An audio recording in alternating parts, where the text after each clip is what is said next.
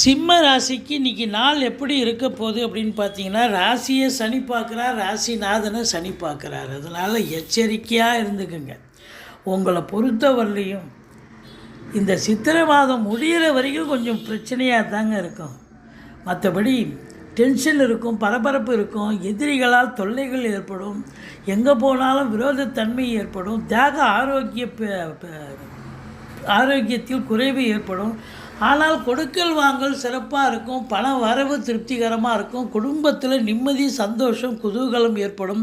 சகோதர சகோதரிகள், இளைய சகோதர சகோதரிகளால் ஆதரவு உண்டு.